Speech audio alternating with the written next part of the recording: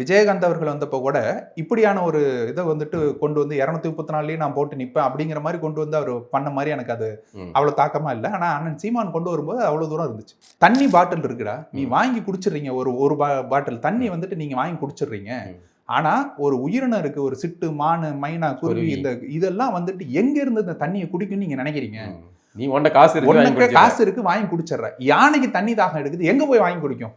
எந்த கடையில போய் தண்ணி வாங்கி கொடுக்கும்? அப்படி தமிழ்நாடு எங்கேயோ போயிடும். அண்ணா ஆட்டையை போட்டா கூட பரவாயில்ல. நீங்க என்ன இல்ல 10% நிறைவேற்றினா கூட இதுல சரி. அப்பா வந்து அதிமுகல பயணம் செஞ்சாரு, நீங்க நாம் தமிழருங்கிற ஒரு இந்த தமிழ் தேசிய அரசியல் பயணத்துக்குள்ள வந்தீங்க. அப்பா ஒன்றும் சொல்லலையா? நம்ம ஓட்டு போட மாட்டேன். இன்னும் சொல்ல போனா விஜயகாந்த் கட்சி ஆரம்பிச்சப்போ வந்துட்டு நான் விஜயகாந்துக்கு தான் ஓட்டு போடுவேன் அப்பாட்ட சொல்லிட்டு போய் போட்டேன். நான் இன்றைய விஜய் ரசிகர் மாதிரி இருந்திருக்கீங்க. அண்ணன் சீமான் வந்துட்டு தொண்டை தண்ணி கத்த 1 மணி நேரம் கத்தினாலும் அதுல இருந்து 1 செகண்ட் கூட எடுத்து போட மாட்டாங்க. ஆனா இவர் வந்து ஒரு ட்விட் போட்டா நேஷனல் மீடியால ட்ரெண்டிங்ல இருக்கும். ஆனா நீங்க தானே தம்பி வராரு, தம்பிங்கிறீங்க, அவர் ஒரு இடத்துல கூட அண்ணன் சொல்லலைன்னா சொல்லுவாண்டாயிரா அப்படின்னாரு. அதன் பிறகு வரைக்கும் இப்போ வரைக்கும் அவர் வந்துட்டு அண்ணன்னு சொல்லவே இல்லை. கட்சிக்குள்ளே நிறைய பேர் புழுங்கிட்டு இருந்தாங்க. ஏன் வந்துட்டு அண்ணன் வந்து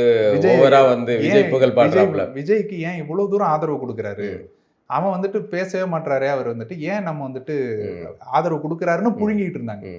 ஈவேரா பண்ணாத கெட்ட பழக்கங்களாடா. அவரை பத்தி நம்ம பேச ஆரம்பிச்சோம்னாக்க நான் இப்ப இந்த பேசிட்டு வெளில போறேன்னா என்ன கைது பண்ணி உள்ள போட்டுருவாங்க. அந்த அளவுக்கு வந்துட்டு நடந்ததை சொன்னா சொல்றேன். அதுவும் அவரு ஒப்புதலோட புத்தகத்தை உள்ள கண்டென்ட் நீங்க வாசிச்சாலே என்ன பிடிச்சி உள்ள போடுவாங்க.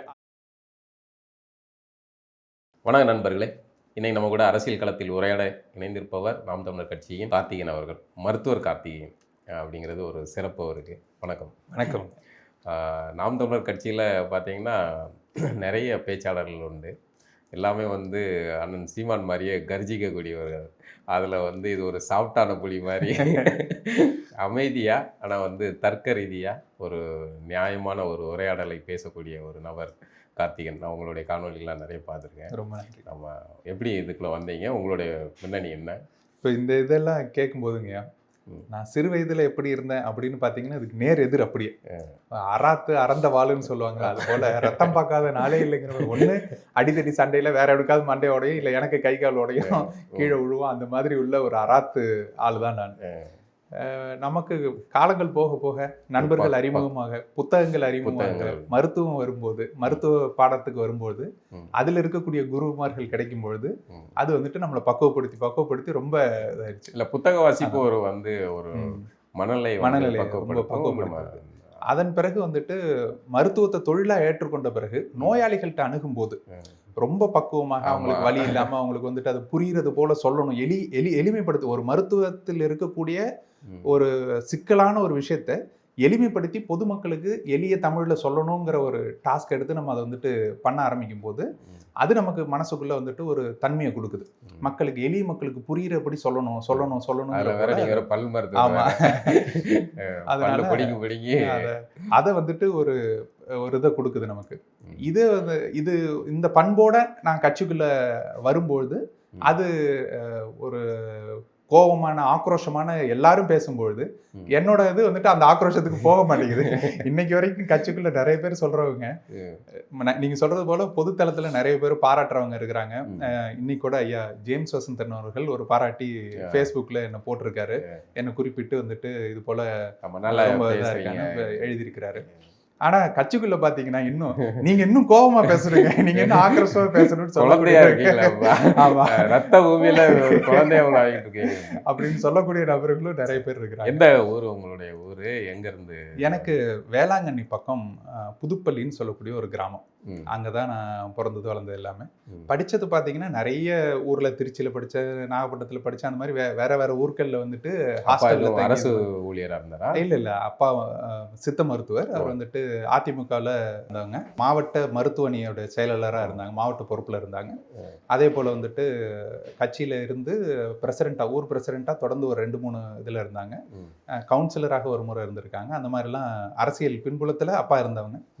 அது எனக்கு எப்படின்னாக்கா, அப்பா நேர்மையான அரசியல்வாதி தான், ஆனால் கட்சி என்ன பண்ணும் அப்படிங்கிறது நமக்கு தெரியும். கட்சிக்கு ஒரு பேர் இருக்கு, கட்சி இதில் என்ன இருக்குங்கிறது இருக்கு. இன்னொன்று, ஊர் மக்களுக்கு செய்யணும்னு அப்பா உழைச்சி கொட்டுறதா இருக்கட்டும், சதா சர்வ நேரமும் ஊர் மக்கள்கிட்டே இருப்பாங்க. நம்ம நிறைய பேர் சொல்லுவாங்க, அப்பா பிழைக்க தெரியாத ஆளு, அவர் நினைச்சிருந்தா ஒரு எம்எல்ஏ சீட் வாங்கியிருக்கலாம், ஜெயிச்சிருக்கலாம், அதெல்லாம் இருந்திருக்கும். ஆனா எனக்கு என் ஊர் போதும், நான் பிரசிடென்டா இருப்பேன், என் ஊர் நான் முன்னேற்றி கொண்டு வரணுங்கிறதுல ரொம்ப தீவிரமா இருந்தார். உழைப்பு மொத்தமும் பொருளாதாரம் மொத்தமும் எல்லாத்தையும் ஊருக்காகவே இழந்தவர். நேரம் எனக்கு அப்பா கிட்ட பிடிக்காதது என்னன்னாக்க, நம்ம குடும்பத்துக்கு கூட நேரம் செலவு பண்ண மாட்டார். முழுக்க முழுக்க மக்கள் இது அப்படின்ட்டு ஓடிடுவாரு. ஊருக்கு நேர்ந்து விட்ட ஆளா இருப்பாரு. அப்பா எனக்கு இந்த அரசியலே வேண்டாம்ப்பா. அப்பா பேர் என்ன பேரு? ராமமூர்த்தி அப்படின்னு சொல்லிட்டு. அவங்க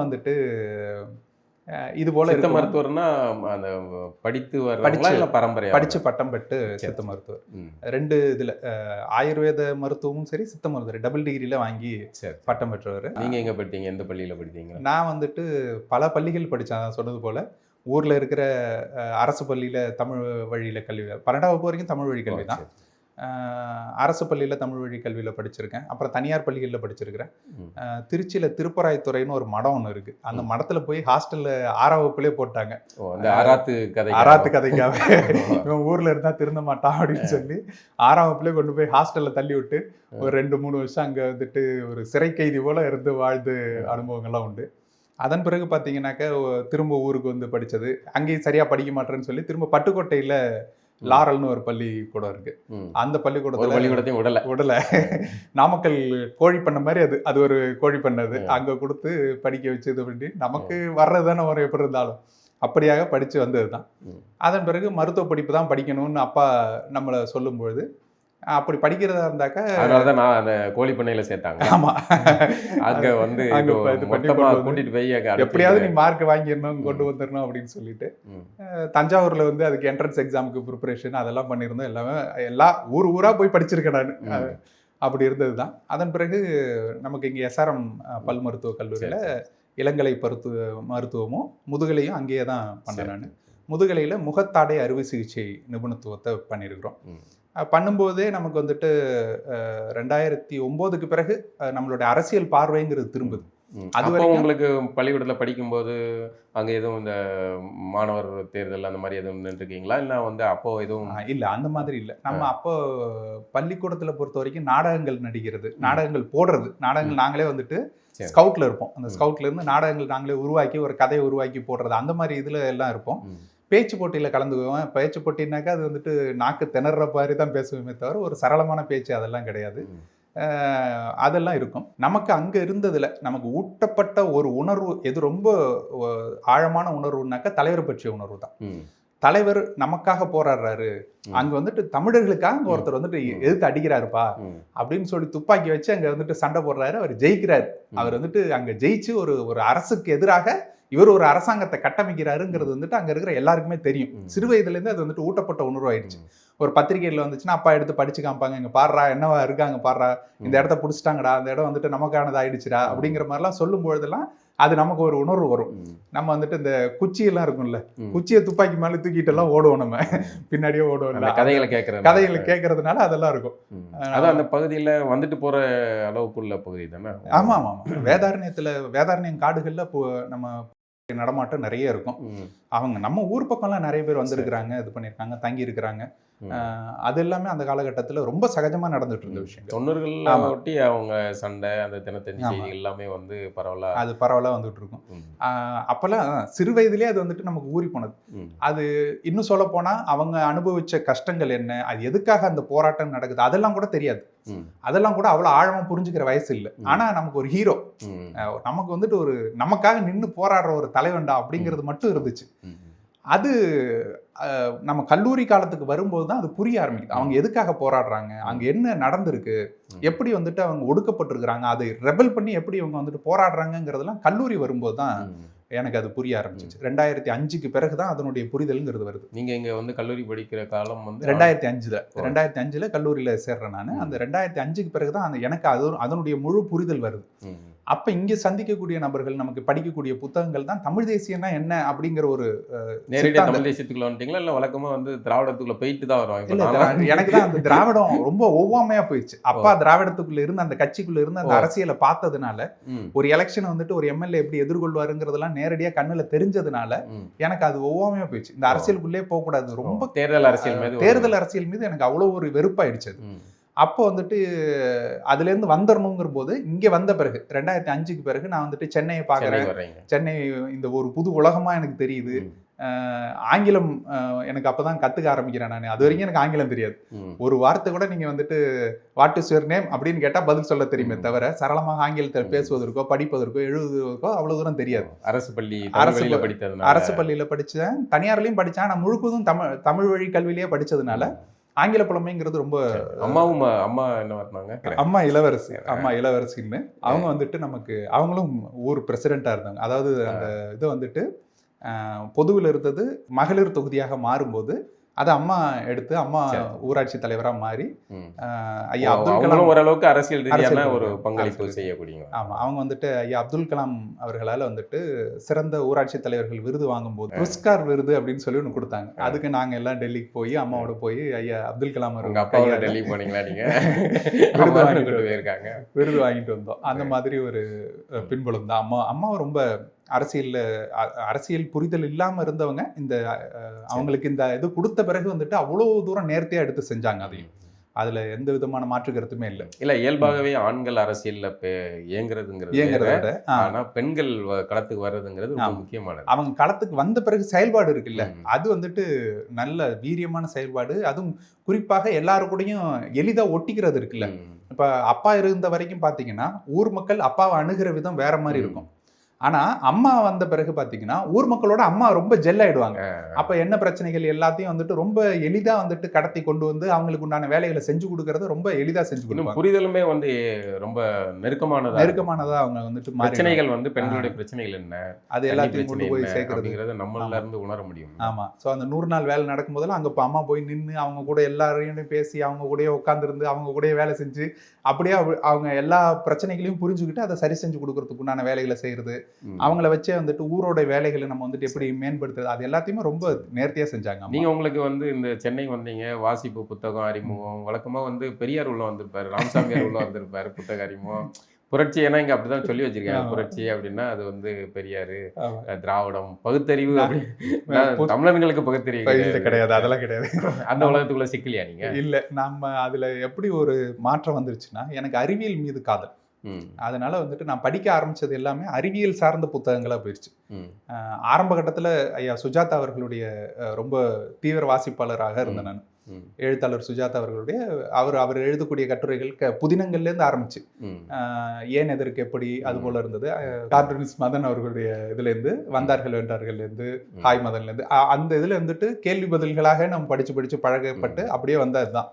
அதன் பிறகு பாத்தீங்கன்னா தான் நம்ம வந்துட்டு அவங்களோட ரைட்டர்ஸ் எல்லாமே வந்து ரொம்ப நல்லா இருக்கும். சுஜாதாவோ இல்ல வந்து மதன் சாரோ அவங்களுடைய எழுத்து நடைகள் வந்து அது வந்து 90களில் பிறந்தவங்க அந்த பீரியட்ல உள்ள அதை தாண்டி வர முடியாது. அது இல்லாம ஒரு எழுத்து நடை உருவாக்க முடியாதுங்கிற மாதிரி அறிவியல் சார்ந்த சுஜாதாவுடைய அறிவியல் சார்ந்த கதை வந்து அவருடைய சொல்லப்போனா அவருடைய சிறுகதைகள் இதுல வந்துட்டு எல்லாத்தையுமே படிச்சுட்டேன்னு சொல்லலாம். அவருடைய புத்தகங்கள்ல வந்துட்டு ஆல்மோஸ்ட் எல்லாமே நான் படிச்சிருப்பேன்னு சொல்லலாம். அந்த அளவுக்கு வந்துட்டு சுஜாதாவோட தீவிர ரசிகனா இருந்தேன். அதன் பிறகுதான் வந்துட்டு நம்ம இந்த புதினத்தை தாண்டி நம்ம வந்துட்டு எப்படி உண்மையான வாசிப்பு என்ன அப்படிங்கிறதெல்லாம் வர்றது வந்துட்டு கல்லூரி காலத்துக்கு பிறகுதான். நம்ம வந்துட்டு பள்ளி காலத்துல தான் வந்துட்டு இந்த சுஜாதா அறிமுகம் 11வது 12வதுல பட்டுக்கோட்டையில தான் வந்துட்டு ஒரு நண்பன் தான் அறிமுகப்படுத்தலாம். அந்த ஒரு 2-3 வருஷம் வந்துட்டு வெறும் சுஜாதா தான் எனக்கு முழுவதுமே. அதன் பிறகுதான் வந்துட்டு இந்த புதினங்களை தாண்டி நடப்பு அரசியலா இருக்கட்டும், வரலாறா இருக்கட்டும், இதையெல்லாம் படிக்க ஆரம்பிக்கிறதுங்கிறது கல்லூரி காலத்துக்கு வந்த பிறகுதான். அப்பதான் தமிழ் தேசிய பார்வைங்கிறது ஒண்ணு வருது. அப்ப வந்துட்டு தலைவர் பிரபாகரன் ரொம்ப பிடிக்குங்கிறதுனால அவருடைய புத்தகங்கள்லாம் அவர் படம் போட்டிருந்துச்சுன்னா புத்தகத்தை வாங்கிடுவேன் நான். வாங்கிட்டு என்ன இருக்கு அப்படிங்கிறதெல்லாம் படிக்க ஆரம்பிப்பேன் நான். நீங்க கல்லூரி இங்க படிக்கிற காலம் அந்த ஈழ போர் நெருக்கத்துக்கு வந்துருச்சு. 2006 அவர் வந்துட்டு பேட்டி கொடுக்குறாரு. மொத்தத்துக்கும் வந்துட்டு உண்டான பேட்டி கொடுக்குறாரு. இந்த கல்லூரி பார்த்தீங்கன்னா பெரும்பாலும் வட இந்தியர்கள் படிக்கக்கூடிய கல்லூரியாக இருக்கும். நம்ம வந்துட்டு என்னதான் தமிழ் பசங்க இருந்தாலும் ஹாஸ்டலில் தங்கி இருக்கிறதெல்லாம் வட இந்தியர்களாக தான் இருப்பாங்க. அப்போ வந்துட்டு நானும் பாரதி கண்ணன் என்னுடைய நண்பன் ஒருத்தன், அவனும் வேதாரண்யத்துலேருந்து வந்த பையன். நாங்கள் 2 பேருமே வெறி கொண்டவர்கள். நாங்கள் வந்துட்டு அதை ஹாஸ்டலில் நம்ம மெஸ்ஸுன்னு சொல்லுவோம்ல, அதில் தான் டிவி இருக்கும். அந்த மெஸ்ஸில் டிவியை போட்டு விட்டு நாங்கள் இதை பேட்டியை போக்குறோம். எல்லாரும் அந்த என்ன இதையே பார்த்துட்டு உட்காந்துருக்கீங்க, நாங்கள் பாடம் பார்க்கணும் பாட்டு பார்க்கணும்னு சொல்லிட்டு இது பண்ணுறாங்க. இல்லை இது ரொம்ப முக்கியமான நிகழ்வு, நாங்கள் இதை பார்த்தே ஆகணும்னு உட்காந்துட்டோம். உட்காந்து பார்க்குறோம். எல்லாரும் அப்படியே அமைதியா இருந்தாங்க. அப்புறம் மாத்தணும் சேனல், அப்படி நியூஸ் தான் பார்க்கணும்னா நீங்க ஆங்கில நியூஸ் போடுங்கிறாங்க. NDTV மாதிரி போடுங்க, நாங்க அதுல பாத்துக்கிறோங்க. நீங்க எந்த சேனல் மாத்தினீங்கனாலும் இது வருது, இதுதான் வரும். தலைவரோட பேட்டி தான் வருது. அவங்க யாரா அது? அப்பதான் அவங்களுக்கு புரியுது இது வந்துட்டு தலைவர் எப்படிப்பட்ட நபர் அப்படிங்கறது வந்துட்டு அவங்க புரிஞ்சு அப்படியே அமைதியா உட்காந்துட்டாங்க எல்லாரும். மொத்த ஹாஸ்டலும் உட்காந்து அன்னைக்கு அவர் என்ன பேசினாரு, ஆண்டன் பால்சிங்கன் அவர்கள் வந்துட்டு அவர் மொழிபெயர்த்து சொல்றதா இருக்கட்டும், எல்லாமே வந்துட்டு அன்னைக்கு உட்காந்து அதை பார்த்துட்டு இருந்தோம். அதெல்லாம் மறக்க முடியாத ஒரு நிகழ்வுகள். அதன் பிறகுதான் நம்ம முத்துக்குமார் அவர்களுடைய தீக்குளிப்பும் போது எல்லாரும் வந்துட்டு ஹாஸ்டல் எல்லாம் காலி பண்ணணும்னு எங்களை எல்லாம் காலி பண்றாங்க. ஆமா, கட்டாய விடுமுறை கொடுத்து எல்லாரையும் வந்துட்டு காலி பண்ண வச்சு இது பண்றாங்க. அப்போ எல்லாரும் வெளில போகும்போது நீங்க அப்போ அந்த போராட்டத்துக்கு எல்லாம் வந்திருக்கீங்களா?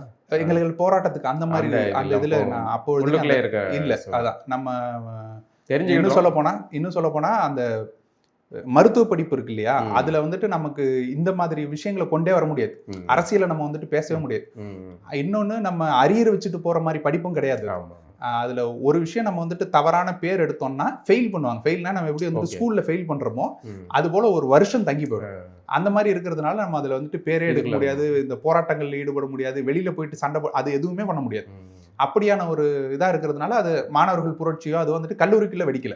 ஆனா எங்களுக்குள்ள பேசிக்கும், என்னடா ஆச்சு, ஏன் இப்ப நம்மளை காலி பண்றாங்கன்னாக்கா அப்பதான் இந்த மாதிரி ஒருத்தர் தீ குளிச்சிட்டாரு, அது வந்துட்டு ஒரு பெருசா இதாவது மாணவர் போராட்டம். அந்த வகையில வந்து எப்பவுமே சட்டக்கல்லூரி மாணவர்கள் அவங்கதான் வழக்கறிஞர்கள் சட்டக்கல்லூரி வந்து ஒரு இது, அதனாலதான் அவர்களை ஒடுக்கணும் அப்படிங்கிறதுனாலதான் அதை பிரிச்சு விட்டது. அதுக்கு எல்லாம் கருணாநிதி பிரித்தாலும் சூழ்ச்சியோட இது அவர் இல்லாம இந்த மகாபாரதத்துல சகுனி கதாபாத்திரம் தான் இல்லாம வந்து இந்த அரசியல்ல இது இல்லை. அப்படி பாருங்க, நீதிமன்றம் உயர் நீதிமன்றம் இன்னைக்கு எந்த யாருடைய கண்ட்ரோலுக்கு வந்துட்டு அதெல்லாம் தானே தலைவனுடைய இது என்னவா சொல்லுவாங்கன்னா, அவங்க வந்துட்டு சகுனித்தனத்தையே வந்துட்டு சாணக்கியத்தனம், அரசியல் சாணக்கியர் அப்படிம்பாங்க. அவங்களே நம்ம சொல்லிக்க வேண்டியதான்.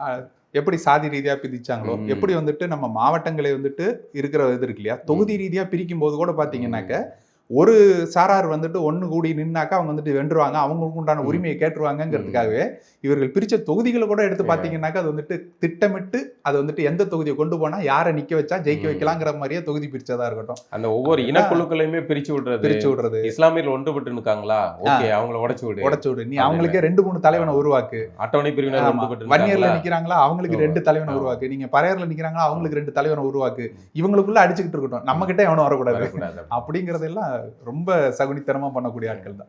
அப்படியா கடிதம் படிச்சீங்களா? நம்ம அப்போ அதாங்க அந்த அளவுக்கு வந்துட்டு தெரிஞ்சிருச்சு, எங்களுக்கு என்னங்கிறது தெரிஞ்சிருச்சு, எதுக்காக போராடினாங்கிறது தெரிஞ்சிருச்சு.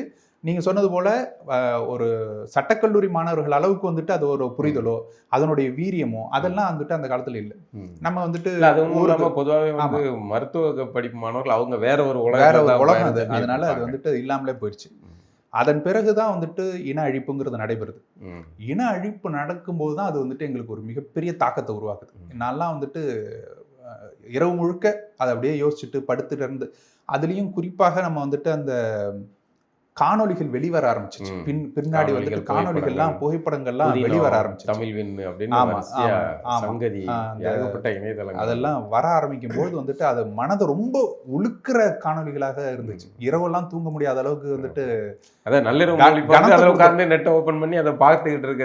கனத்தை கொடுத்துரும், ஒரு இதயத்துக்குள்ள ஒரு கனத்தை கொடுத்துரும், அதுல இருந்து வெளியில வர முடியலைங்கிற அளவுக்கு ஆயிடுச்சு.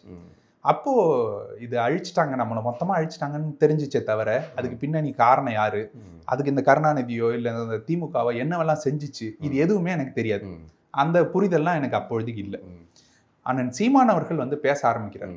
அந்த இன அழிப்புக்கு பிறகு அவருடைய பேச்சுக்கள் வந்துட்டு நமக்கு வந்து சேரும் பொழுதுதான் அது என்ன அப்படிங்கிறது நமக்கு புரிய ஆரம்பிக்குது.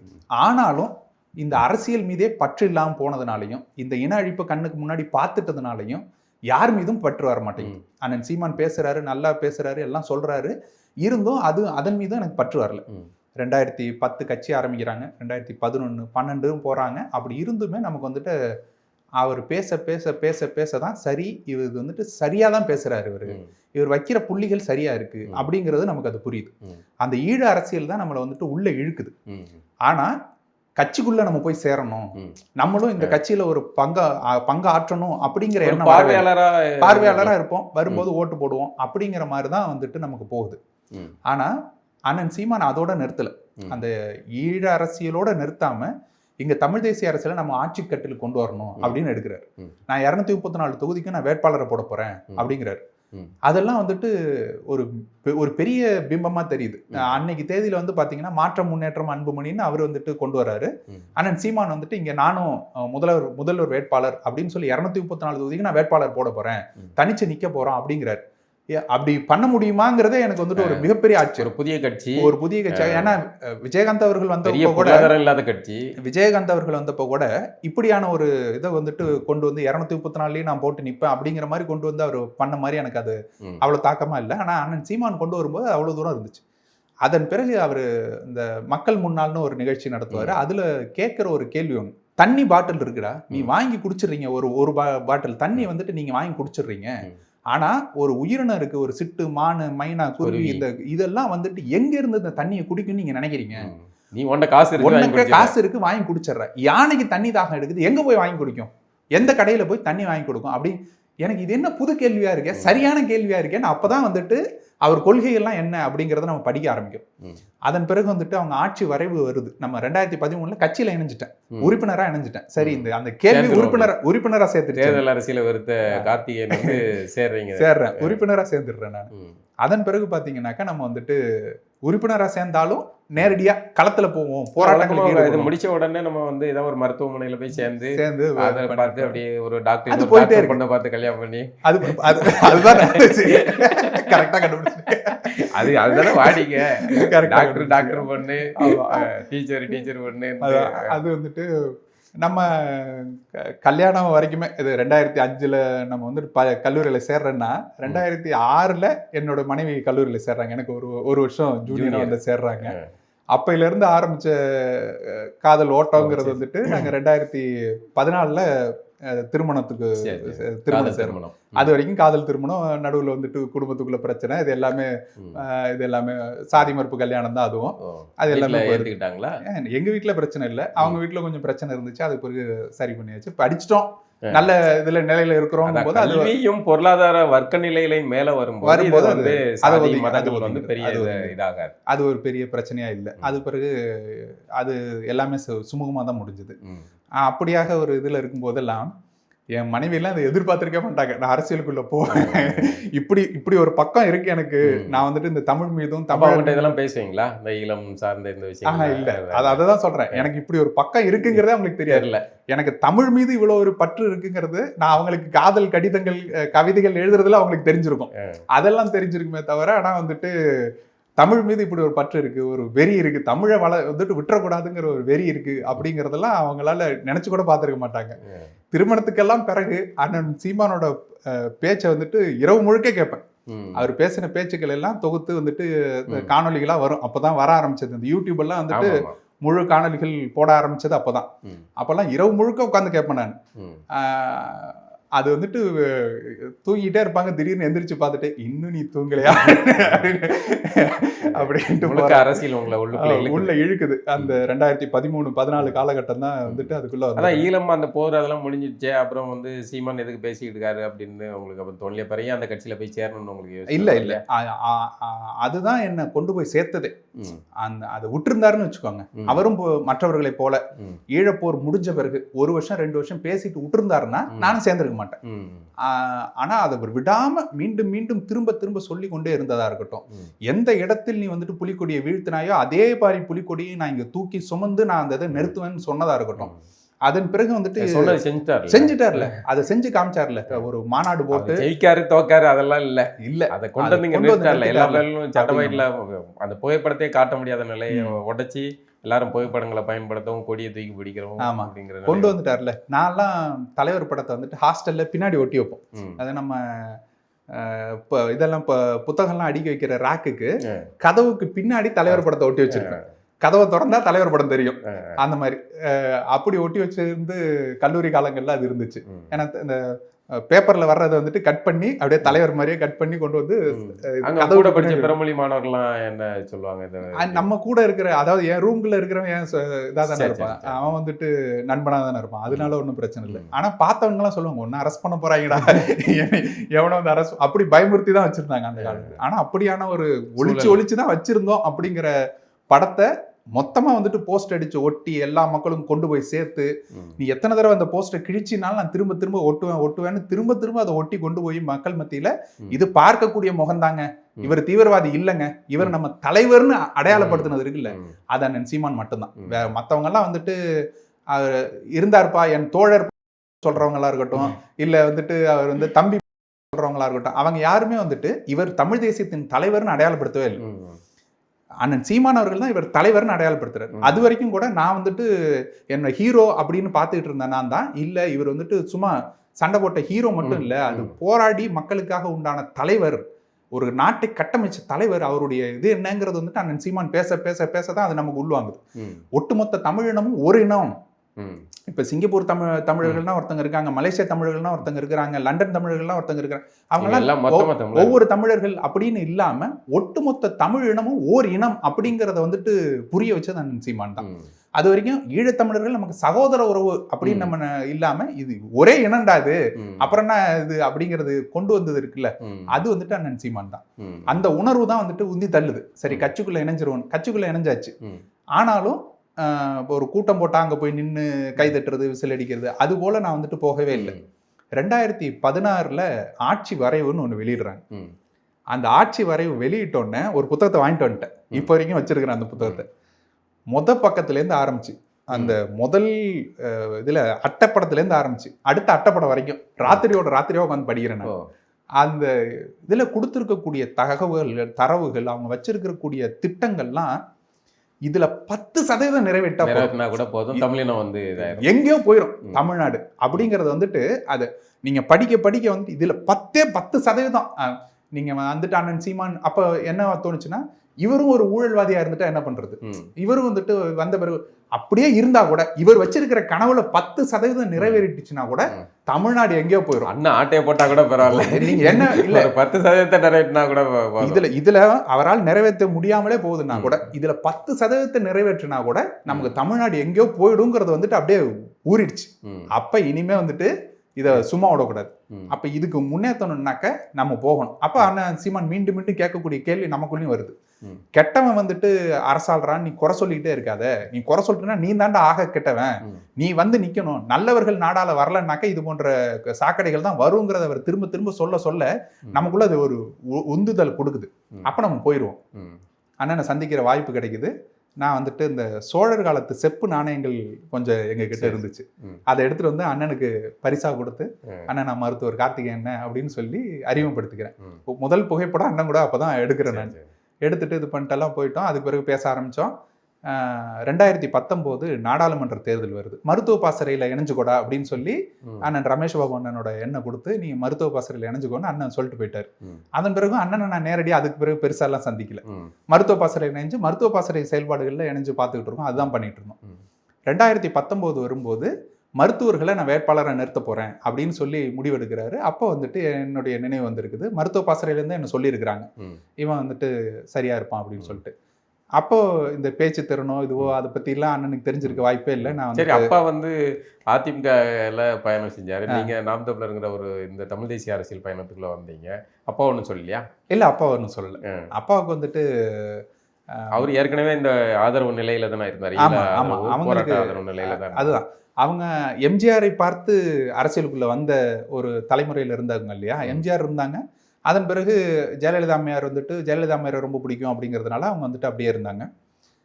காலங்கள் போக போக வந்துட்டு அம்மையார் ஜெயலலிதா அவர்களுடைய இறப்புக்கு பிறகுங்கிறது பார்த்தீங்கன்னாக்கா அவங்க அதுல இருந்து ரொம்ப மட்டும் போயிட்டாங்க. ரொம்ப தீவிரமான இதுல இல்லை. அப்போ அந்த காலகட்டத்தில் எனக்குன்னு ஒரு ஒப்பீனியன் வர ஆரம்பிச்சிருச்சு அப்படிங்கிறத புரிஞ்சுட்டாங்க.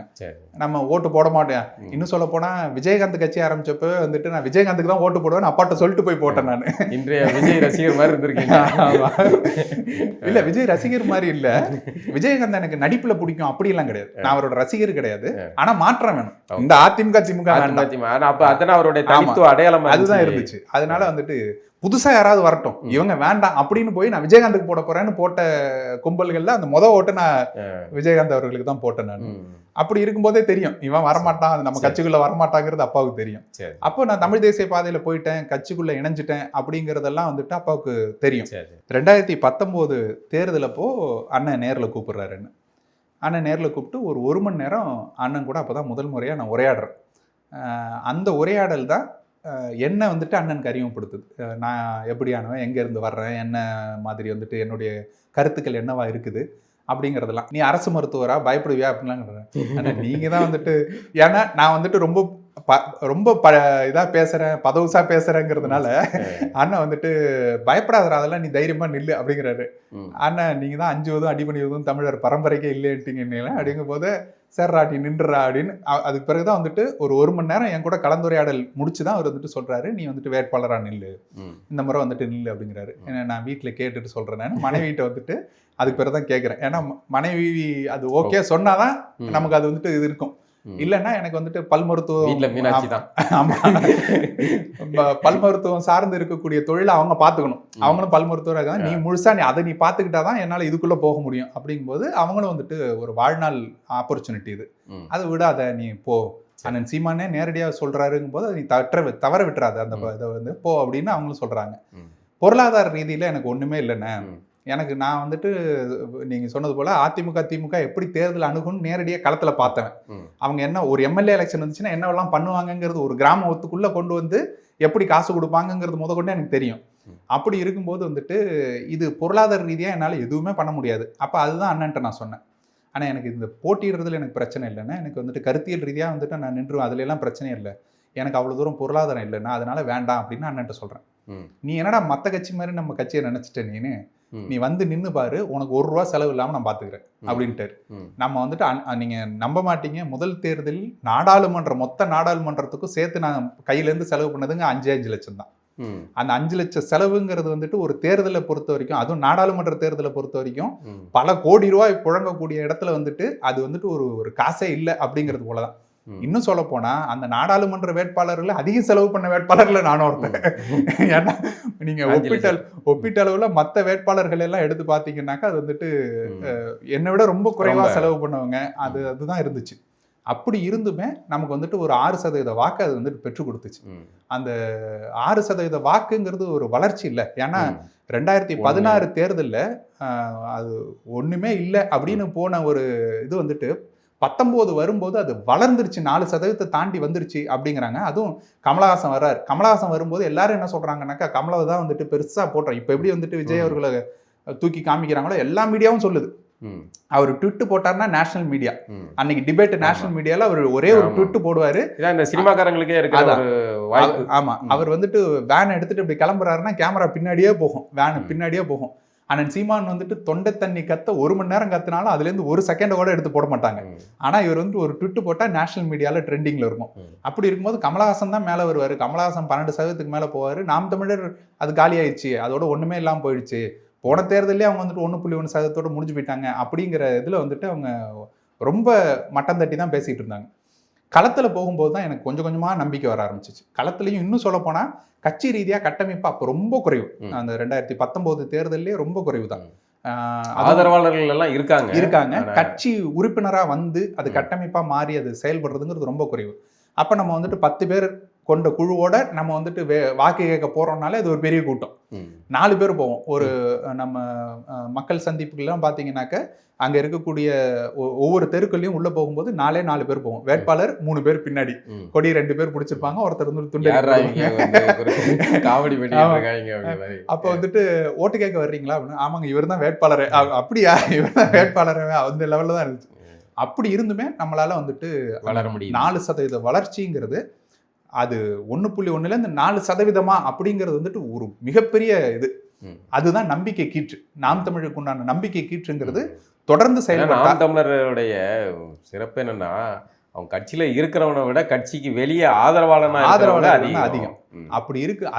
அந்த ஆதரவுங்கிறது எப்ப தெரிஞ்சிச்சுன்னா, அந்த தேர்தல் ரிசல்ட் வரும்போது வளர்ந்துருச்சு கட்சி.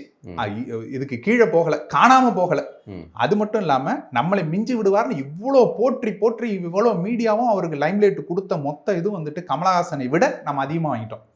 அவரை விட வந்துட்டு நம்ம ஒன்றும் கீழே போயிடல. அப்படிங்கும்போது சரி, அப்போ வந்துட்டு இந்த கட்சி வந்துட்டு நிச்சயமா இனிமே கீழே போகாது. அப்ப இனிமே இதுக்கு உண்டான இது பாதைங்கிறது சரியான பாதை தான், இது வளர்ச்சி பாதை தான். தேர்தல் அணுகுமுறை வேணா நம்ம வந்துட்டு ஒரு இந்த மாஸ் மீடியாக்கள் காமிக்கக்கூடிய கட்சி மாதிரியோ இல்ல பணத்தை அள்ளி கொட்டக்கூடிய கட்சிகள் போலவோ இல்லாம இருக்கலாம். ஆனா வெற்றி நிச்சயம். இது வெற்றிங்கிறது வந்துட்டு உறுதியாக செய்யப்பட்ட பாதைங்கிறத வந்துட்டு உணர்த்தினது அந்த நாடாளுமன்ற தேர்தல் தான். சட்டமன்ற தேர்தல் நம்மளை வீழ்த்திருச்சு அப்படிங்கிறது இருந்தாலும் நாடாளுமன்ற தேர்தல் தான் நமக்கு நம்பிக்கை கீற்றே கொடுத்தது. அதுல இருந்து தான் வந்துட்டு திரும்ப பயணிக்க ஆரம்பிச்சோம். அதுக்கு பிறகு வந்துட்டு அந்த அடுத்த கட்சிகள்லாம் எப்படி வந்துட்டு வாக்குகளை வாங்குறாங்க அதெல்லாம் தெரிஞ்சிருந்தாலும் நம்ம இதை மாற்றா கொண்டு போகணும். அவங்க வந்துட்டு காசு கொடுப்பாங்க, இது போடுவாங்க, டம்மி வேட்பாளர் போடுவாங்க, அதுக்காக பூத் ஏஜென்ட் உட்கார வைப்பாங்க. இது எல்லாம் நமக்கு வந்துட்டு நான் சொன்னது போல கிராமத்துல இருக்கும்போதே எனக்கு தெரியும். ஆனா அந்த இது போல நம்மளால பண்ண முடியாது. நம்ம கோடி கோடியா செலவு பண்ண போறது இல்லை. செலவு பண்ணாதான் திருப்பி காசை எடுக்கணுங்கிற எண்ணம் வரும். அப்ப அந்த எண்ணத்தோட நம்ம வந்துட்டு இந்த அரசியல் கட்சிக்குள்ள வரணும்னா நான் இந்த கட்சிக்கு வந்திருக்கணுங்கிற அவசியமே இல்லை. திமுகவிலே அதிமுகவிலே போய் அதிமுக நான் சேர்ந்து இருந்தாக்கா எனக்கு வந்துட்டு ஒரு நல்ல இதாக போயிருக்கும்.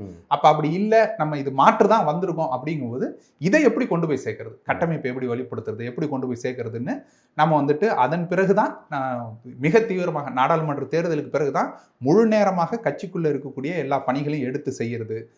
அடுத்த ஆட்சி வடிவமைக்கிறது குழுவுல இருந்து அதுல இருந்து நான் இணைஞ்சு பயணிச்சது, அண்ணன் சீமான் கூட நெருக்கமானது, அது எல்லாமே அந்த நாடாளுமன்ற தேர்தலுக்கு பிறகுதான். நாடாளுமன்ற தேர்தலுக்கு நாம் தமிழருடைய பயணம் ஒரு ஒரு எல்லை வந்து வெற்றியை நோக்கி பயணம் செய்யும்போது திடீர்னு குறுக்க வந்து கௌசிக் வந்த மாதிரி ஒரு சிக்கல் வந்திருக்கு. அதை எப்படி கடந்து எப்படி பயணிக்க போறீங்க? இல்ல, அது ஒவ்வொரு தேர்தலுக்கும் அவங்க வந்துட்டு கொண்டு வந்துட்டே இருக்கிறது. நான் சொன்னது போல முதல் தேர்தலின் போது மாற்றம் முன்னேற்றம் அன்புமணி அவர்கள் வந்துட்டு தனியா நான் வந்து தனியா நிக்க போறேன் அப்படின்னு அவங்க வந்துட்டு பிரிச்சு நானும் முதல்வர் வேட்பாளர் நிக்கிறாங்க. ஐயா விஜயகாந்த் அவர்களை முதல்வர் வேட்பாளர் அடிச்சு மக்கள் நல கூட்டணின்னு அவங்க ஒரு கூட்டணி வச்சு பிரிக்கிறாங்க. அதிமுக இருக்கு, திமுக இருக்கு, இத்தனை கட்சிகளுக்கு நடுவுல தான் வந்துட்டு நாம் தமிழருங்கிற ஒரு கட்சி 234 தொகுதியில நான் வேட்பாளரை போட்டா அண்ணன் நிக்கிறாரு. அப்படிங்கும்போது அது வந்துட்டு 2016 ஒண்ணுமே இல்லாம கரைஞ்சு போன கட்சியா போயிருச்சு. அப்புறம் நாடாளுமன்ற தேர்தல் வரும்போது கமலஹாசன் உள்ள வர்றாரு. சரி இந்த தடவை நம்ம ஏறி அடிச்சிடலாம். ஏன்னா அண்ணன் வந்துட்டு அவ்வளவு தூரம் வரும்போது ஒரு பெரிய வாக்கு சதவீதத்தை நம்ம பெற்றுவோம், அங்கீகரிக்கப்பட்ட கட்சி அளவுக்கு வருவோம் அப்படின்னா அதை பிரிக்கிறதுக்கு கமலஹாசன் வர்றாரு. கமலஹாசன் வந்து பேசும்போது இங்க சங்கின்னு சொன்ன திமுக அவரை இப்ப கூப்பிட்டு பக்கத்திலேயே வச்சு கொஞ்சிக்குது. ஏன்னா அதை இறக்கி விட்டு அவங்க வந்துட்டு கொண்டு வர்றாங்க. அந்த வாக்குகள் பிரிகிற வாக்கு வந்துட்டு தமிழ் தேசியத்துக்காக போகக்கூடாது அப்படிங்கறத அவங்க வந்துட்டு ரொம்ப பாத்துக்கிறாங்க. ஒவ்வொரு காலகட்டத்திலும் திரைத்துறை சார்ந்தவர்களை இறக்கி விடுறாங்க. ஆமா, அதே போல வந்துட்டு 21லயும் கமலஹாசன் பெருசா வாக்கு சதவீதத்தை பிரிப்பாரு அப்படின்னாங்க. அவர் வந்து ஒரு ராஜ்யசபா சீட்டுக்கு தான் டிவி எல்லாம் அடிச்சு உடைச்சு டார்ச் லைட்டை தூக்கி வீசுறதெல்லாம் அங்க இருந்து கோபாலபுரம் பக்கம் தான், நீங்க அப்படியே போயிருக்கலாம். இவ்வளவு தூரம் எல்லாம் யூட்டன் அடிச்சிருக்க தேவையில்லை. ஐயா அப்துல் கலாம் வீட்டுல இருந்தெல்லாம் ஆரம்பிச்சிருக்க தேவையில்லைங்கிறது அப்புறம் தான் கமலஹாசன் அவருக்கு புரிஞ்சிருக்கும். அதுக்கு பிறகு பாத்தீங்கன்னாக்க இன்னும் மாற்றுக் கட்சியினர் பலர் அது கொடுக்கப்பட்ட ஒரு ஷூட்டிங் அசைன்மெண்ட் அவ்வளவுதான் பண்ணிட்டு போறாங்க. இப்போ வந்துட்டு விஜய் வரவை எப்படி பாக்குறீங்க? இப்போ அதே போலதான் விஜய் வரவை வந்துட்டு அண்ணன் ரொம்ப நம்பிட்டாரு. அவர் வருவாரு, ஒரு நல்ல சக்தியாக மாறுவார். அது வந்துட்டு நம்ம கூட்டணி வர்றாரு வரலங்கிறது வேற விஷயம். ஆனா அவர் வந்துட்டு ஒரு மாற்று சக்தியாக இருப்பாரு. இந்த திமுக அதிமுகவுக்கு ஒரு மாற்றாக அவர் வருவாரு அப்படிங்கறது வந்துட்டு அண்ணன் பயணிக்கலாம். ஆமா, அது வந்துட்டு கூட்டணியா வைக்கிறோங்கிறது கூட இல்ல, இவர்களை எதிர்ப்பதற்கு உண்டான 2 குழல் துப்பாக்கி கூட வச்சுக்கோங்களேன், அப்படி கூட அவர் வந்துட்டு எண்ணிட்டு இருந்தார். ஆனா அவர் வரும்போது கொள்கையை அறிவிக்கும் போதெல்லாம் வந்துட்டு நான் கூட அண்ணன்ட்ட கேட்டேன், அண்ணன் நீங்க தானே தம்பி வர்றாரு தம்பிங்கிறீங்க, அவர் ஒரு இடத்துல கூட அண்ணன் சொல்லலைன்னா சொல்லுவாண்டாயிரா அப்படின்னாரு. அதன் பிறகு வரைக்கும் இப்போ வரைக்கும் அவர் வந்துட்டு அண்ணன் சொல்லவே இல்லை. அதெல்லாம் வந்துட்டு அண்ணன் சொல்லலையா, அண்ணன் டேமேஜ்லாம் பண்ணாப்ல. அதுதான் முதல் மாநாடு ஏறி அவர் பேசும்போதுதான் அவர் மனசுக்குள்ள என்னவா வச்சிருந்திருக்கிறாரு. அப்போ வந்துட்டு நம்ம கூட நம்மளை வந்துட்டு அவரு பயன்படுத்தி கொண்டு நம்மளை ஒரு பின்னாடி சொல்லுவாங்கல்ல, அதாவது சீமானுடைய காணொலிகளை போட்டு இப்போ பேசுறது எல்லாமே பாத்தீங்கன்னா எல்லாமே சீமானுடைய பேச்சுகளை தான் உள்வாங்கி எழுதுறாங்க. சீமானோட ஏப்பா நாளைக்கு என்ன மீட்டிங்ல பேசணும்பா ஈரோட்ல, ஓகே சீமான் என்ன பேசியிருக்காரு, விஜய்க்கு தெரியுமா இல்லையா, இல்ல ஸ்கிரிப்ட் எழுதி கொடுக்குறாங்க தெரியல, அதுதான் வருது. அவங்க அதுதான் பண்ணிருக்கோம். நீங்க அவங்க வந்து பிறப்புக்கும் எல்லா உயிருக்கும் வச்சதுல இருந்து கட்சி கொடியில இருந்து ஆரம்பிச்சு எல்லா கலர் வண்ணத்துல கட்சி கொடி கலர் கூட காட்டிருக்கீங்க எல்லாத்தையும் வந்துட்டு அவங்க எடுத்துக்கொண்டு நாங்க வந்துட்டு கொண்டு போனதுல இருந்து அவங்க எல்லாத்தையுமே பண்ணாங்க. அதுக்குதான் வந்துட்டு கொள்கையெல்லாம் அப்படியே எடுத்துக்கிறாங்க. கொள்கை என்னவா வேணா இருக்கட்டும், என் கூட வராம கூட போகட்டும், என் தம்பியை நான் ஆதரிப்பேன்னு வரைக்கும் அண்ணன் சொன்னார். மாநாடு ஏறுறதுக்கு முன்னாடி வரைக்கும் மேடை ஏறி பேசும்போது தான் அவர் சொல்றாரு, எங்களுக்கு வந்துட்டு திராவிடமும் தமிழ் தேசியம் 2 கண்கள், மண்ணின் 2 கண்கள் அப்படிங்கவும் அது வந்துட்டு ஒரு பேரிடியா இருந்துச்சு. அது வரைக்குமே பாத்தீங்கன்னா கட்சிக்குள்ளேயே இது வெளிப்படையா சொல்லலாமான்னு கூட தெரியல. கட்சிக்குள்ளே நிறைய பேர் புழுங்கிக்கிட்டு இருந்தாங்க. ஏன் வந்துட்டு அண்ணன் வந்து ஓவரா வந்து விஜய் புகழ் பாடுறாப்ல, விஜய்க்கு ஏன் இவ்வளவு தூரம் ஆதரவு கொடுக்குறாரு, அவன் வந்துட்டு பேசவே மாட்டாரு, அவர் வந்துட்டு ஏன் நம்ம வந்துட்டு ஆதரவு கொடுக்குறாருன்னு புழுங்கிட்டு இருந்தாங்க. அங்க உள்ள மட்டும் இல்ல, வெளியே எல்லாமே தம்பி மாதிரி திட்டிக்கிட்டு தான் இருந்தாங்க எல்லாரும். அந்த மாநாடு முடிஞ்ச பிறகுதான் அண்ணன் வந்துட்டு நிலைப்பாடு எடுக்கிறாரு. சரி, திராவிடம்னு அவர் கையில எடுத்துட்டாருன்னா, ஈவராவை தான் அவர் தூக்கிட்டு வரப்போறாருன்னா, இன்னொரு திமுக போலதான் அவர் வரப்போறாருனாக்க நமக்கு தேவையில்லை. நம்ம எப்படி திமுக வந்துட்டு எதிர்க்கிறோமோ அதே போல இதையும் எதிர்த்து தள்ளிட்டு போயிடுவோம்னு அவர் வந்து அண்ணன் முடிவு எடுத்து அதுக்கு பிறகுதான் பேசுறாரு. நீ ஒண்ணு அந்த பக்கம் நில்லு, இந்த பக்கம் நில்லு, நடுவுல நின்னா லாரி அடி சாவன்னு அவர் சொன்னது வந்துட்டு அந்த இதுக்கு பிறகுதான், மாநாட்டுக்கு பிறகுதான் தமிழ் தேசியம் திராவிடம் ஒண்ணுதான், அது எங்களோட கண்ணுதான் சொன்னது வந்துட்டு ரொம்ப காயப்படுத்திருச்சு அண்ணன். அதன் பிறகு வந்துட்டு சரியான ஒரு முடிவு நிலைப்பாட்டை எடுத்தோன்னே நீங்க அது வரைக்கும் இருந்த கட்சி கூட்டங்கள்ல இருந்த அந்த சோபிப்புன்னு சொல்லுவோம்ல, அது அந்த உணர்ச்சிபூர்வமான இதா மாறினதுங்கிறது வந்துட்டு விஜய் எதிர்த்த பிறகுதான். விஜய் எதிர்த்து உடனே சரி, அண்ணன் சரியான பாதைக்கு வந்துட்டாரு, திரும்ப நம்ம வந்துட்டு இனிமே வந்துட்டு புலி பழைய பாம்பு புலி பாய போகுது அப்படிங்கறது வந்துட்டு அத்தனை கட்சியினுடைய புது ரத்தம் போல அது பாஞ்சிச்சு. அதுதான் இப்போ வரைக்கும் நம்ம கொண்டு போயிட்டு இருக்குன்னாக்க, இன்னும் சொல்ல போனா ஒருபோதும் கொள்கையில வந்துட்டு சமரசம் இல்லை. அது யாரா இருந்தாலும் சரி, அண்ணன் தம்பியா இருந்தாலும் சரி, எவ்வளவு நெருக்கமான உறவா இருந்தாலும் சரி, ஒருபோதும் சமரசம் இல்லை அப்படிங்கிற நிலையை வந்துட்டு அண்ணன் மீண்டும் மீண்டும் நிரூபிச்சுட்டே இருக்காரு. நமக்கு பல இடங்கள்ல தோணும், அண்ணன் எடுக்கிற முடிவு சரிதானா, இந்த முடிவு வந்துட்டு இது எடுத்து இப்படி ஒரு பாதை வைக்கிறாரு, இது வந்துட்டு சரியான பாதை தானா அப்படிங்கிறது நமக்கு பல இடங்கள்ல நமக்கு வந்துட்டு இது வரும், சந்தேகங்கள் வரும். ஆனா அது பின்னாடி காலத்துல ஒரு 6 மாத காலத்துக்குள்ள நமக்கு வந்துட்டு ரிசல்ட் தெரிஞ்சிடும். அவர் எடுத்து வச்ச பாதை தான் சரியான பாதை, இதை நீங்க வேற எப்படி அணுகிருந்தாலும் அது வந்துட்டு தவறானது.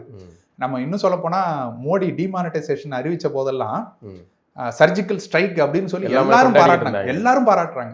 அண்ட் சீமான் மட்டும் வந்துட்டு ஒரு பணத்தை இது மதிப்பிழக்கிறது மூலமா நீ எப்படி நாட்டை திருத்துவ, எப்படி இதன் மூலமா கள்ள நோட்டை ஒழிப்ப, இது எப்படி நீ ஒரு எக்கனாமிக் இதுல வந்துட்டு பாயிண்ட் ஆஃப் வியூல இருந்து பார்த்தா இது அபத்தமான ஒண்ணுன்னு அறிக்கை விடுறாரு, பேசுறாரு.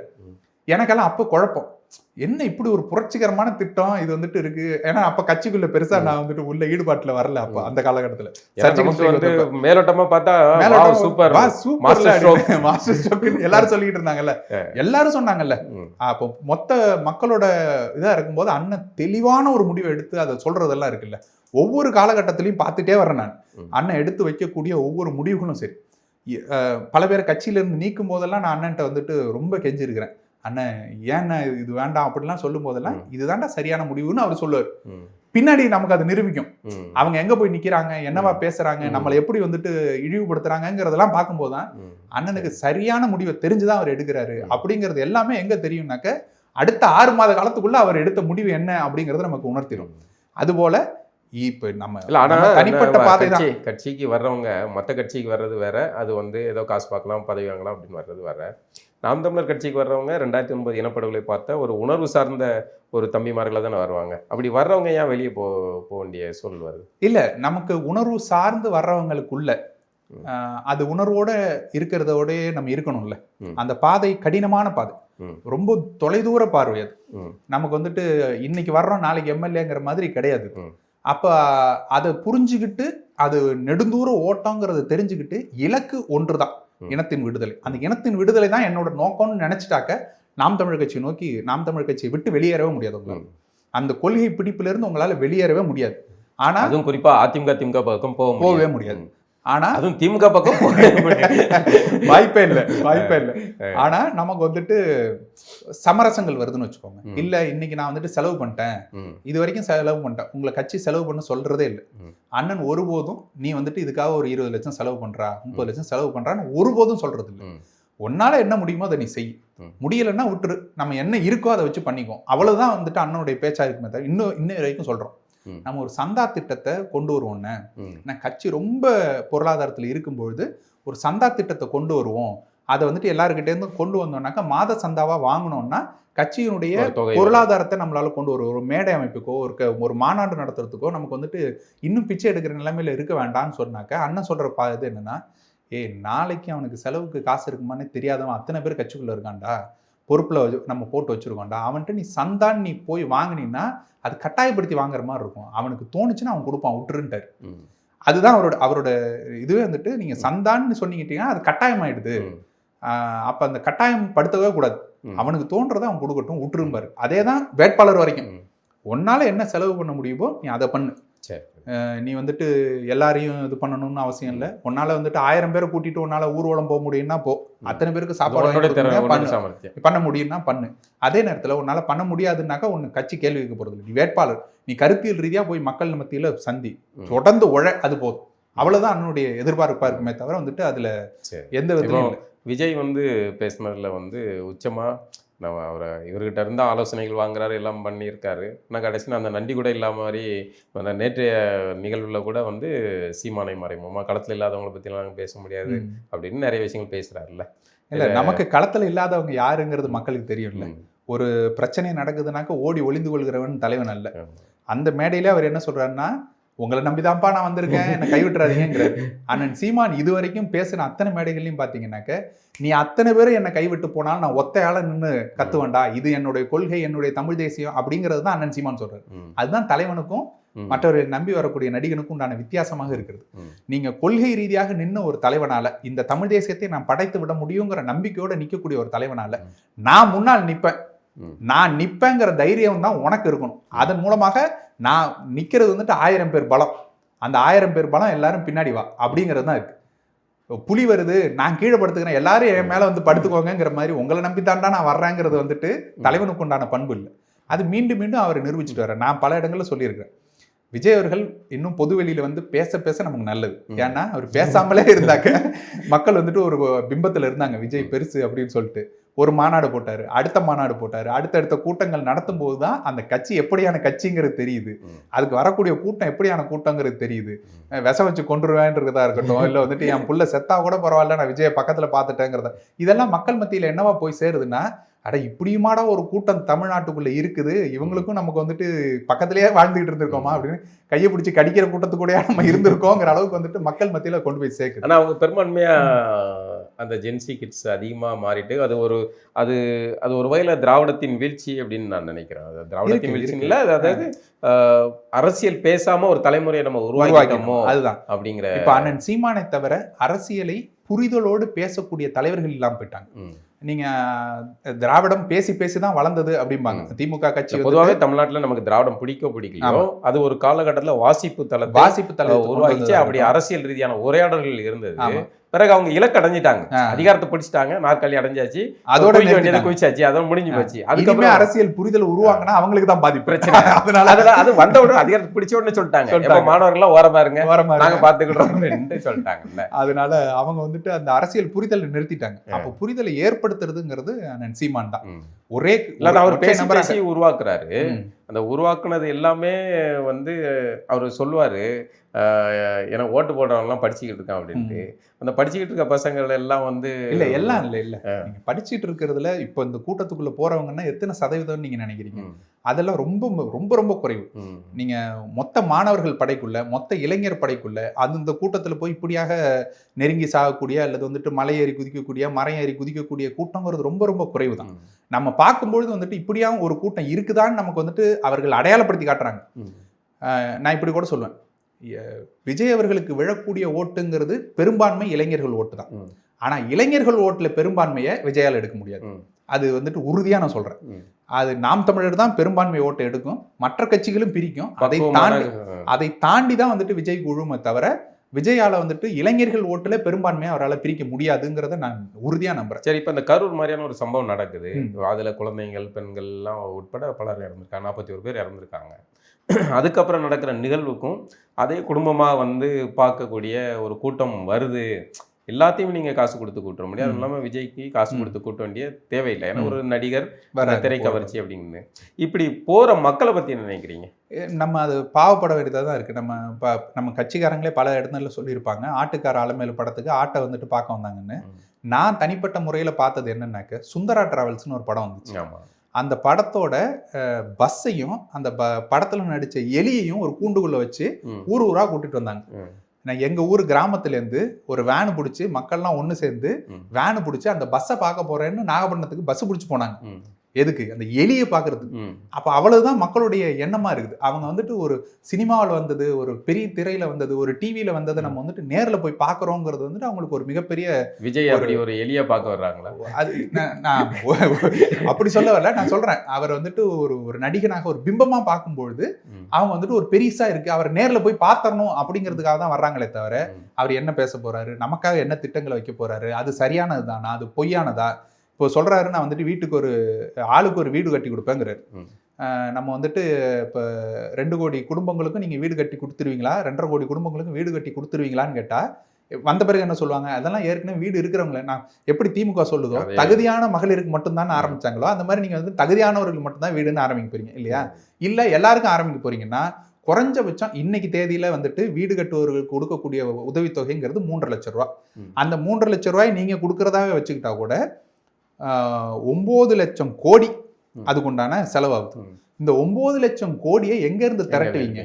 என்ன திட்டம் இருக்கு அப்படின்னு கேட்டாக்க ஆதவர்ஜுனா சொல்றாரு, நாங்க மைண்ட்ஸை மட்டுமே நான் நேர்மையா பண்ணா போதுங்க, அதுல இருந்தே பல கோடி ரூபாய் நம்மளால சம்பாதிக்க முடியுங்கிறாரு. விஜய் அவர்கள் இதுல வந்து என்ன சொல்றாரு, ஆத்துல இருக்கிற மண்ணை எல்லாம் வித்துட்டாங்க, நான் வந்தா தடுப்பேங்கிறாரு. இதுல எதிரா உண்மை? அப்ப உங்களுக்குள்ள இருக்கக்கூடிய முரணை நீங்க எடுத்து பாத்தீங்கன்னாலே தெரியும். அப்ப இதெல்லாம் வந்துட்டு பார்க்காம ஓட்டு போடுறவங்க போட மாட்டாங்க. அது கண்மூடித்தனமாக ஓட்டு போடுறவங்க உங்களுடைய எண்ணிக்கைங்கிறது நிச்சயமாக இருக்கும். அதனுடைய சதவீதம்ங்கிறது ரொம்ப ரொம்ப குறைவுன்னு நான் நம்புறேன். களத்திலையும் பாக்குறேன். களத்துல நான் வந்துட்டு இப்ப போகும்பொழுது ஒவ்வொரு கூட்டத்துக்கும் நாம் தமிழர் கட்சிக்கு இதுக்கு முன்னாடி இருந்த நான் ஒவ்வொரு தேர்தலுக்கும் அந்த எழுச்சியை கண்ணுல பாக்குறேன். அதனால ஒவ்வொரு கூட்டத்துக்கும் இருக்கக்கூடிய எழுச்சியா இருக்கட்டும், மக்கள் மத்தியில் நம்ம போய் பார்க்கும்போது இருக்கக்கூடிய நமக்கு வரக்கூடிய மரியாதையா இருக்கட்டும், அவர்கள் நமக்கு கொடுக்கக்கூடிய முக்கியத்துவமா இருக்கட்டும். நாம் தமிழர் கட்சி வேட்பாளர் வந்திருக்காருன்னா நான் சொன்னது போல 4 பேரோட பார்க்கும்போது நகைப்பாக நம்ம பார்த்தவர்கள் இன்னைக்கு தேதியில நான் வேட்பாளராக உள்ள போகும்போது ஒவ்வொரு பெரிய மேடைகளையும் நம்மளை ஏற்றி உட்கார வச்சு அவங்க வந்துட்டு நமக்கு கொடுக்குற மரியாதைகளா இருக்கட்டும், அது எல்லாமே மக்கள் மத்தியில் ஒரு நம்ம யாருங்கிறத உணர்த்தி இருக்கிறது, நம்ம அரசியல் என்னங்கிறத உணர்த்தி இருக்குங்கிறது வெளிப்படையா தெரியுது. விஜய்க்கு நோக்கம் வந்து திமுக அடிக்கிறது தான் ஒரு பிரதானமாக சொல்றாரு. நாம் தமிழருக்கும் அதுதான் நோக்கம், திமுக வீழ்த்தணும், திராவிட அரசியலை வீழ்த்தணும் அப்படிங்கிறது. அப்போ அந்த ஒரு புள்ளியில் இணையும் போது எதுக்கு உங்களுக்குள்ள மோதல் வர வேண்டியது இருக்கு? நம்ம அவர் திமுகவை எதிர்க்கவே இல்லைங்கிறதான பிரச்சனை. அவர் என்ன சொல்றாருனாக்க, ஸ்டாலினோ உதயநிதி ஸ்டாலினோ ஆளக்கூடாது, அந்த கட்சியில நான் உட்காந்தா கூட எனக்கு போதும், அவ்வளவுதான் அவருடைய. திமுக கொள்கை ரீதியா எங்கேயாவது எதிர்க்கிறீங்களா? திராவிடம்னா என்னன்னு எதிர்க்கிறீங்களா? இல்ல தமிழர்னா என்ன ஒரு அடையாளங்கிறது நீங்க வைக்கிறீங்களா? இது எதுவுமே இல்லையே. அப்போ கொள்கையற்ற ஒரு நபராக நீங்க வர்றீங்க அப்படின்னா முதல்ல கொள்கை தலைவர்கள் 5 பேர் அறிவிக்கிறாங்க. எம்ஜிஆரும் இவரும் வந்துட்டு அதுல இல்லை. இப்போ அடுத்த மாநாடு போடும்போது நீங்க வந்துட்டு அண்ணாவையும் எம்ஜிஆரையும் தூக்கிட்டு வர்றீங்க. இப்போ அதுக்கு அடுத்தது வரும்போது ஜெயலலிதாவையும் தூக்கிட்டு வர்றீங்க. இப்போ ஜெயலலிதா எதுக்காக தூக்குறீங்க? செங்கோட்டையன் வந்துட்டாருங்கிறதுனால ஜெயலலிதாவை தூக்கிடுங்க. இப்போ நாளைக்கு வந்துட்டு இப்போ சிட்டிங் அமைச்சர்ல யாராவது ஒருத்தர் வந்துட்டாருனாக்க நீங்க என்ன சொல்லுவீங்க? கலைஞரையும் தூக்கி பாக்கெட்டுக்குள்ள வச்சுப்பீங்க, அவ்வளவுதானே. கலைஞரும் வந்துட்டு எங்களுக்கு உண்டான தலைவர் தான், அவர் யாரையும் தடுக்க முடியாது நாங்க போடுறதுன்னு சொல்லிட்டு வர போறீங்க, அவ்வளவுதானே. அப்போ இதே தான் நீங்க பண்ண போறீங்க அப்படின்னாக்க, இதே திராவிட அரசியல தான் பண்ண போறீங்க. திமுக என்ன செய்து கொண்டு இருக்கிறதோ அதே தான் நீங்களும் பண்ண போறீங்கன்னாக்கா அப்புறம் எதுக்கு அது? அதுக்காக தான் நம்ம வந்துட்டு கேள்வி கேட்க வேண்டியது. இன்னொன்னு, திமுக மீது நமக்கு 1000 விமர்சனம் இருக்கலாம், ஆனா அது கட்சி ஆரம்பிச்சப்போ வந்தப்போ இவ்வளவு கேடுகட்ட ஒரு அரசியலான்னு கேட்டா இல்ல. அப்போ ஒரு மாற்றத்தை உருவாக்கக்கூடிய அரசியலா தான் அது வந்துச்சு. வந்த பிறகு அது கருணாநிதி அவர்கள் கைக்கு போன பிறகுதான் வந்துட்டு இவ்வளவு தூரம் ஒரு கேடுகட்ட அரசியலாக அது மாறுது. ஆனா நீங்க வரும்போதே தப்பா வரீங்க.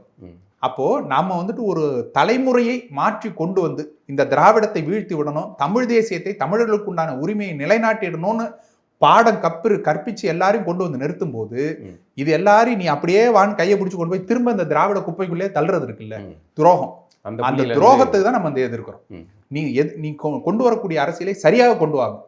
நாளைக்கே நீங்க வந்துட்டு சரியான பாதையில பயணிக்கிறீங்கன்னா பாராட்டக்கூடிய முதல் ஆளா நாங்க தான் இருப்போம். எங்களுக்கு எதிராக கூட நில்லுங்க. நீங்க சரியான பாதையை எடுத்துட்டீங்கன்னா பாராட்டக்கூடிய முதல் ஆளாக நாம் தமிழ் கட்சியினர் தான் இருப்போம். அது ஸ்டாலின் சந்திப்பு போய் பார்த்தாரு, சீமான் அவர்கள் போய் பார்த்தாங்க, வச்சாங்க. அதன் பிறகு இந்த விஜயோடைய எதிர்ப்பு இதாகுது இல்ல. அப்படினால வந்து மாநாடு முடிஞ்ச முதல் இதுலயே நவம்பர் முதல் நாள் அண்ணன் பேசும்போதே அண்ணன் வந்துட்டு விஜய் துவச்சிட்டாரு. ஈரோடு இடைத்தேர்தல் வரும்போதெல்லாம் நம்ம வந்துட்டு திமுகவுக்கு நேர் எதிராக நிற்கும் பொழுதும் விஜய் அவர்களை காட்டமாக விமர்சிச்சுதான் வந்துட்டு அங்க 16% ஓட்டை நம்ம வாங்குறோம்னாக்க விஜய் அவர்களை காட்டமாக விமர்சிச்ச பிறகுதான் நம்ம அதை வாங்குறோம். அது வந்துட்டு விஜய் அவர்கள் நம்ம பண்ணாக்கா அவங்க ஓட்டு போயிருமே, அந்த அவர்களுடைய ரசிகர்கள் நமக்கு ஓட்டு போட மாட்டாங்களே, அதெல்லாம் அவர் வந்துட்டு யோசிக்கவே இல்லை. அப்படியாக நம்ம வந்துட்டு அப்பையிலேருந்தே காட்டமாக விமர்சிச்சு கொண்டு தான் இருக்கிறோம். இறந்து போன பாரதிக்கு நம்மளை வச்சு பின்னாடி இப்படி பேசுவானுவேன், இப்படி ஒன்று மாறும், திரும்ப நம்ம டிபேட்டாக மாறுவோம் அப்படிங்கிறது அவருக்கு தெரிஞ்சிருக்காரு. வாய்ப்பு இல்லை. ஆமாம். ஆனால் இப்போ சீமான் வேற யாரும் பாரதியை பேசியிருந்தா பிரச்சனை இல்லை. சீமான் பேசினாது அது ஒரு RSS உடைய பின்னணியில் இறங்கக்கூடிய ஒரு அமைப்பின் நிகழ்வு அப்படிங்கிறதுனால பேசுனது வந்து இப்போ சங்கி ஆயிட்டார் சீமான் அப்படின்லாம் ஓடுது. எப்படி பார்க்குறீங்க? நம்ம நகைச்சிட்டு போக வேண்டியதான். நம்ம பாரதி வந்துட்டு அண்ணன் எல்லா மேடைகளையும் பேசிட்டு இருக்காரு.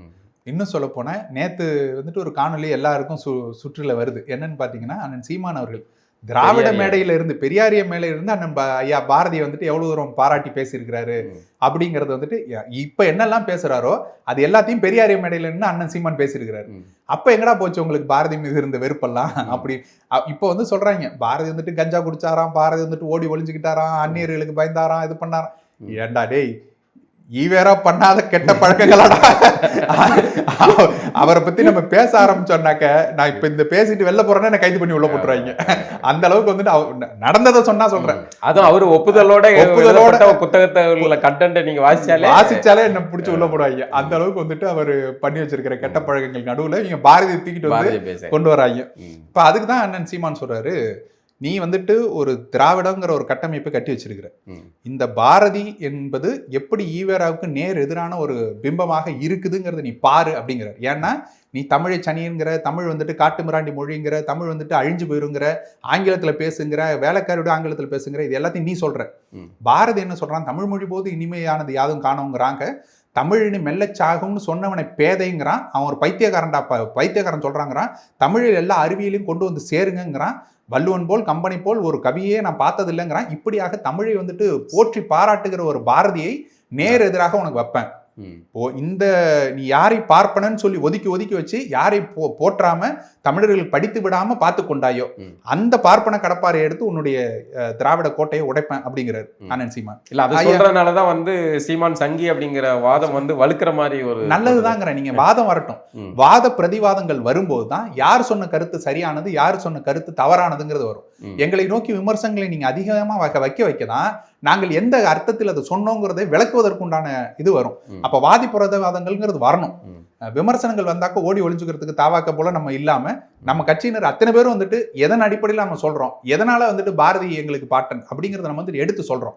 அப்ப நீ பார்ப்பான்னு நீ ஒதுக்கி வச்சவன் எப்படியான தமிழ் பாட்டுகளை சொல்லியிருக்கிறான். ஒரே ஒரு இடத்துல காட்டுறா, ஈவேரா தமிழை வந்துட்டு புகழ்ந்திருக்காரு.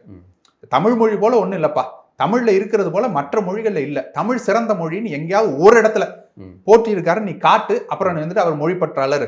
அவர் இப்ப ஒரு கதை விடுறாங்க பாருங்க, இங்க இருக்கிறது 2 தமிழ் தேசியம். ஒன்னு ஆரிய தமிழ் தேசியம், ஒன்னு வந்துட்டு திராவிட தமிழ் தேசியங்கிறாங்க.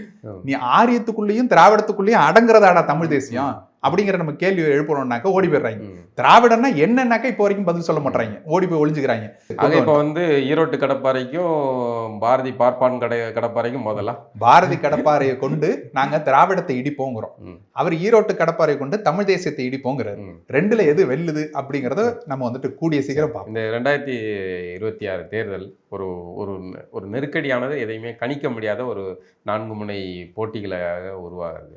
இப்போ இதில் இந்த சூழலுக்கு நடுவில் நாம் தமிழர் வந்து தனித்தே பயணம் செய்து ஒரு முழுமையாக அதிகாரத்தை கைப்பற்றக்கூடிய வாக்கு வங்கியை பெற்ற முடியும்னு நம்புறீங்களா? உறுதியாக. இன்னும் சொல்ல போனால் நான் சொன்னது போல நாம் தமிழர் கட்சிங்கிறது வந்துட்டு வெற்றியோ தோல்வியோ தொடர்ந்து போய்கொண்டே இருப்போங்கிறதை தாண்டி மக்கள் மத்தியில் இந்த முறை வெற்றியை நாங்கள் பெற்றே ஆவோங்கிறத வந்துட்டு கொண்டு போய் சேர்த்துருக்குறோம். அதற்குண்டான எல்லா பணிகளையும் செஞ்சுட்டு இருக்கோம். நேர்மையாக வெற்றியை எப்படி அடைவதுங்கிறத நம்ம வந்துட்டு ஒரு திட்டங்களோட நம்ம அதை கொண்டு போய் சேர்க்கிறோம். குறிப்பிட்ட பல இடங்கள்ல இந்த முறை வெற்றியை நோக்கி நாம் தமிழர் கட்சியை கொண்டு போய் சேர்க்கறதுக்குண்டான பல வேலைகளை செஞ்சுட்டு இருக்கோம். அது வந்துட்டு 26 தேர்தலில் நீங்க பார்ப்பீங்க. அதன் அடிப்படையில் நாம் தமிழர் கட்சி மிகப்பெரிய வளர்ச்சியையும் காட்டும், வெற்றியையும் இந்த முறை வந்துட்டு பதிவு செய்யக்கூடிய தேர்தலாக இது மாறும். மற்றவர்கள் சொல்றாங்க வந்துட்டு எங்களுக்கு 20%, 30%, 40% வாயில வடை சுட்டு கொண்டு இருக்கிறார்கள். அந்த வாயில சுட்ட வடையெல்லாம் என்னவா ஆகுதுங்கிறது தேர்தல் ரிசல்ட் காமிங்க. அவ்வளோ பெரிய கூட்டம் வந்து இதோடலாம் 10 மடங்கு வந்துட்டு எழுச்சியோட இருந்து, இன்னும் சொல்லப்போனா அரசியல் மயப்படுத்தப்பட்ட கூட்டத்தோடு இருந்து ஐயா விஜயகாந்த் அவர்களாலேயே 8% தொட முடியல. 8% தொடறதுக்கு அவர் அவ்வளோ பாடுபட்டார். அதன் பிறகு பார்த்தீங்கன்னாக்கா இன்னொரு தேர்தல் மட்டுமே அவரால் வந்துட்டு மேலே ஏற முடிஞ்சதை தவிர அது பிறகு சழிச்சு தான். வீழ்ச்சி தான். ஏன்னா திரைக்கவர்ச்சியை கொண்டோ இல்லை வந்துட்டு கொள்கையற்றோ இருந்தாக்க அது வந்துட்டு இங்கே ஒரு வளர்ச்சி பாதையை கொடுக்கவே கூடாது. ஒரு கட்சி தான் 1% 8% நோக்கி வளர்ந்துருக்கு. அதுவும் 1 பைசா செலவு இல்லாமல், காசு இல்லாமல், திரை கவர்ச்சி இல்லாமல், ஓட்டுக்கு காசு கொடுக்காம, குவார்டர் லஞ்சம் கொடுத்து கூட்டம் கூட்டாம, இப்படியான ஒரு நேர்மையான கட்சியாக நாம் தமிழர் கட்சி மட்டும்தான் வளர்ந்துருக்குது. ஆனால் நாம் தமிழர் கட்சி தனித்து நிற்பது அப்படிங்கிறது மறைமுகமாக வந்து திமுகவுக்கு சாதகமாக இருக்குது. அது திமுக வெற்றி பெறுறதுக்கான வாய்ப்பாக உருவாகுது. எதிர்ப்பு வாக்குகள் நாம் தமிழர் பிரிச்சுட்டு போகுது. அதனால திமுக அதை வந்து அப்படி சொல்லக்கூடியவர்களுக்கெல்லாம் ஒரே பதில் தான், எல்லாரும் வந்து நாம் தமிழர் கூட சேர்ந்துருங்க, நாம் தமிழர் வென்றுரும். அப்படித்தானே? திமுக வீழ்த்திடலாம், வந்துருங்க, சேர்ந்துருவோம், முடிஞ்சிருச்சு இல்ல? ஏன் அப்புறம் அதுல என்ன பிரச்சனை உங்களுக்கு? வாழ்த்துக்கள். மிக்க நன்றி. நன்றி.